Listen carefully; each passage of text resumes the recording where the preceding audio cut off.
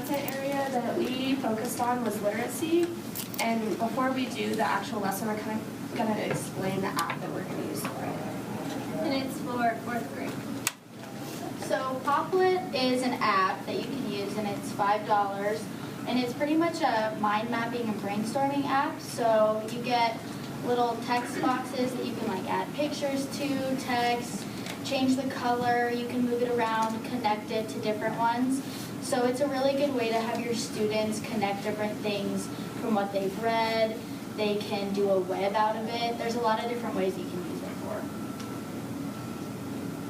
So it allows you to add boxes to a blank canvas and organize your ideas. And like I said, color, size, order, text, images, anything from the internet you can put on it. There's even a share button to YouTube, Facebook, I think Flickr.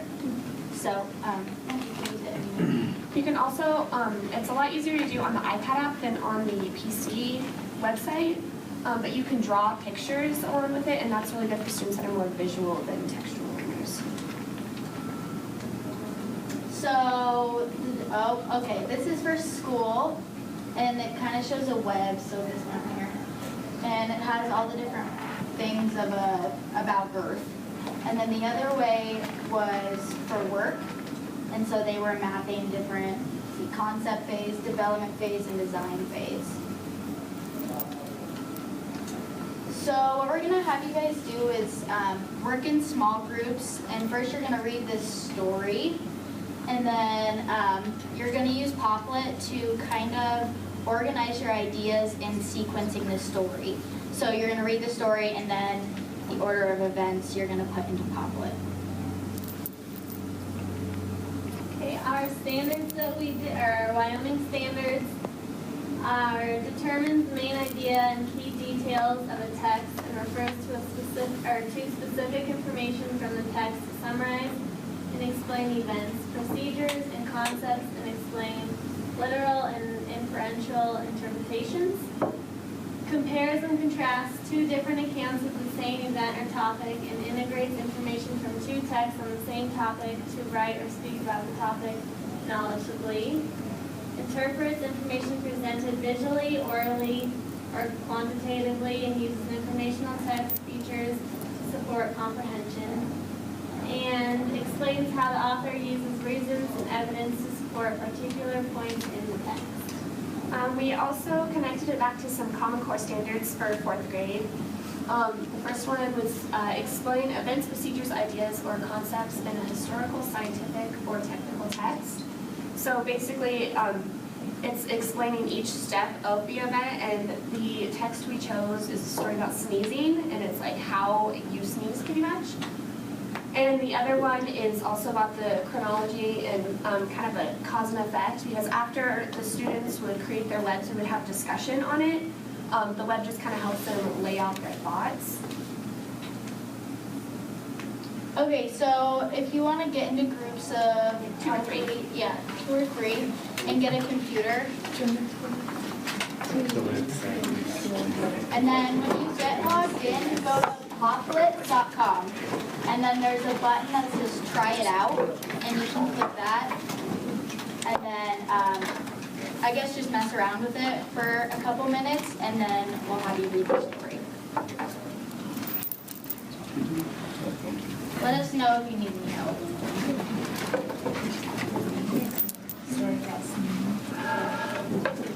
You can connect the boxes too. So it's not looking.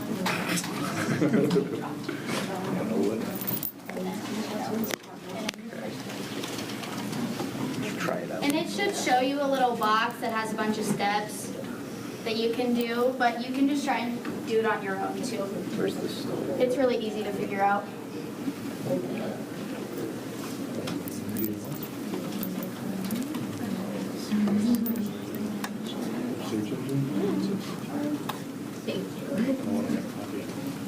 You can, if you Try and use all the features.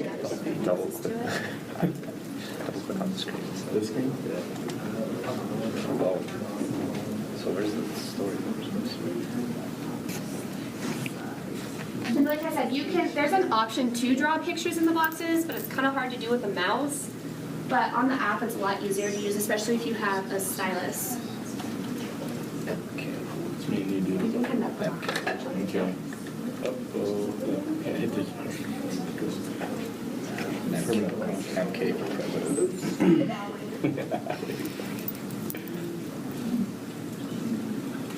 All right. Now what?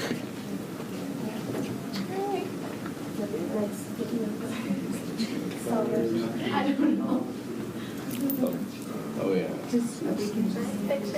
Thank you. That's stellar. You keep your management.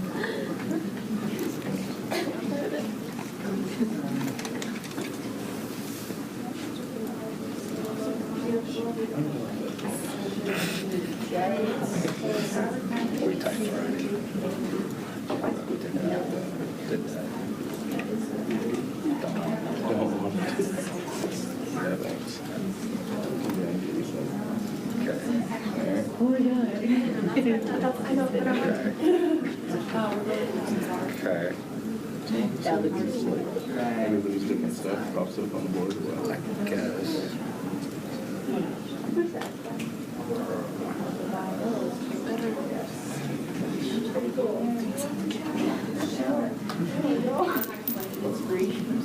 Something cool to draw.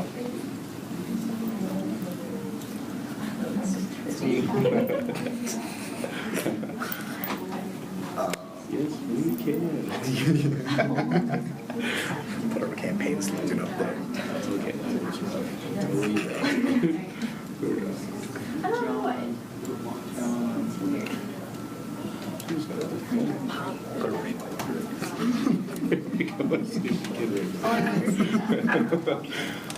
Danielle, can you see that? I'm blind, but yes. My. Sarah, can you see? Don't worry. She's blind too. We have blinds. Yeah. I can do it. I can do it.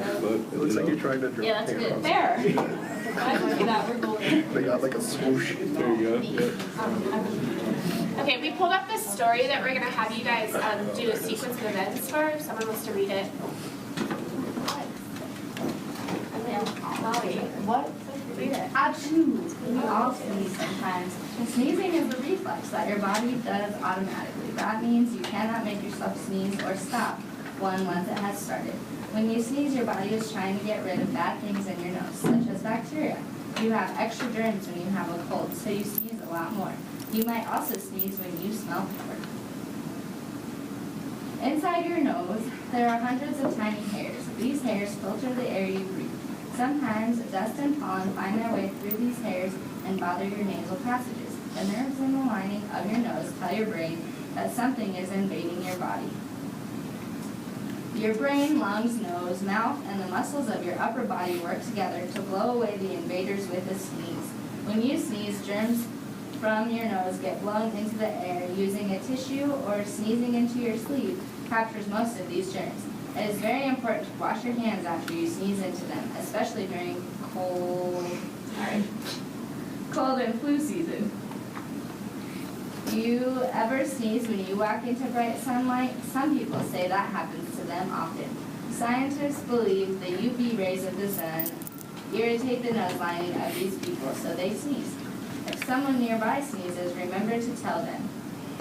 Gesundheit. That is a funny-looking word, which is pronounced Gesundheit. It is the German word that wishes someone good health after sneezing. Okay, so if this was in an actual classroom, obviously each student would have their own copy of the article, and we would have them pull out the individual details to sequence, which I did already. I went ahead and typed them up so you guys can go ahead and start making your Popplet to sequence these events, and I'll come around and show you how to do it on the iPad too.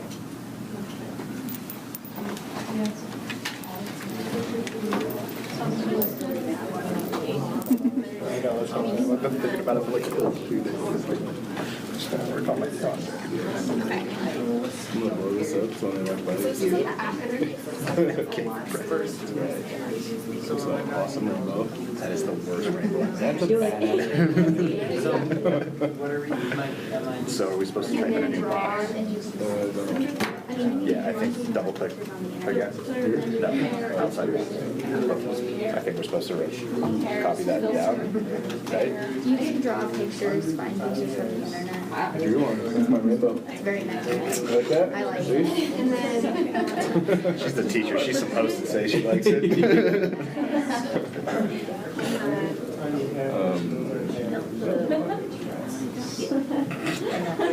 I'll let you do whatever you want. So are we supposed to type this up, or are we supposed to like, what are we doing? Oh, I don't know.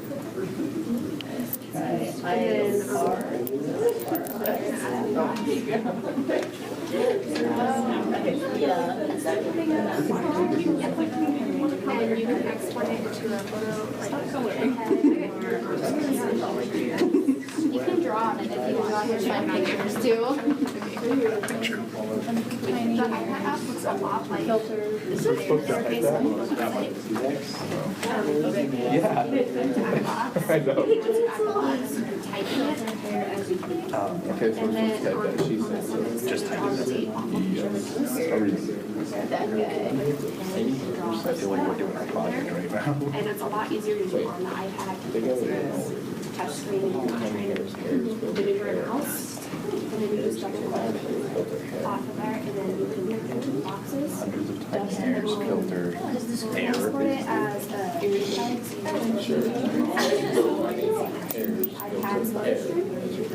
And then after that, like they can do a sync to the classroom, like cloud or whatever, put the classrooms on iPads, images, and go and top and print them off. Or put them on this board. Because the really good thing about this app is it allows students to organize their content any way they want it. Or try and take it.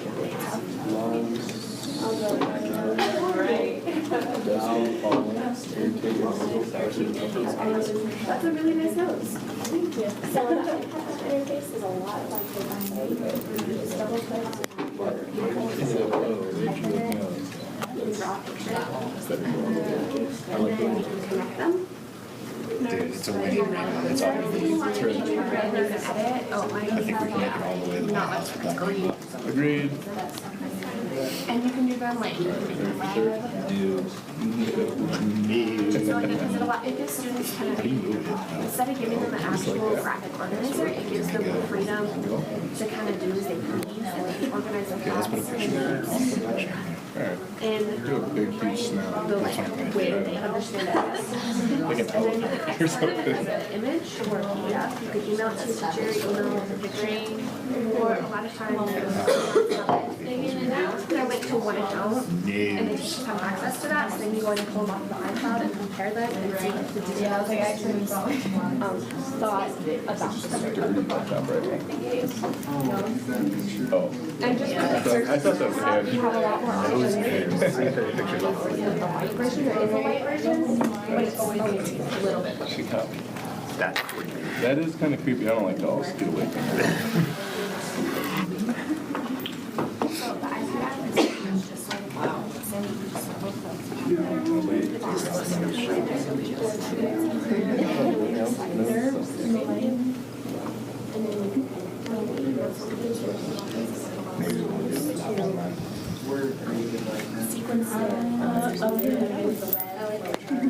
Tell your brain. Because I don't think I can blow that selfie. We got a whole new thing like that.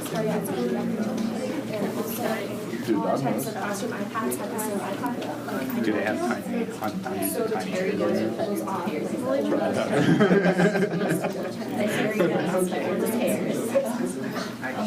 Just make I'll everybody let's do stand. that picture.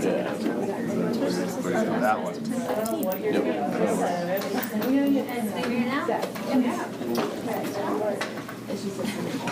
Anything that on the nose? I don't know. I don't think so.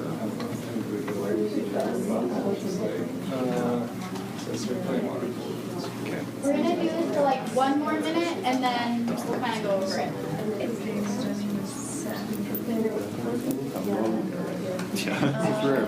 Usually we're all brain? Yes, and so they're thinking about space and stars. Peas, pollen, flowers. Pick a You want to do that one? What about this one? It's like the pollen of Work together to blow away. Whoa, whoa, whoa. Someone else can draw that picture. Is everybody pretty much done? Yeah. Nobody answered. Yes. Yes. Okay. Do you want to share? Yeah.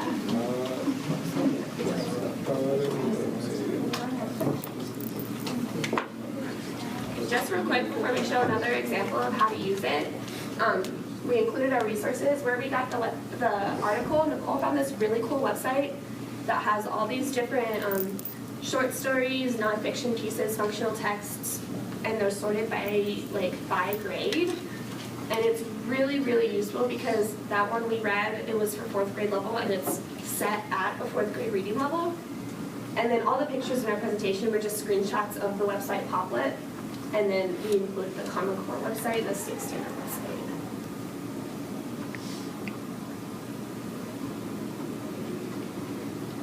Another way, I know we're not all elementary ed majors in here, and some of us have like specific areas like math, science, social studies, stuff like that.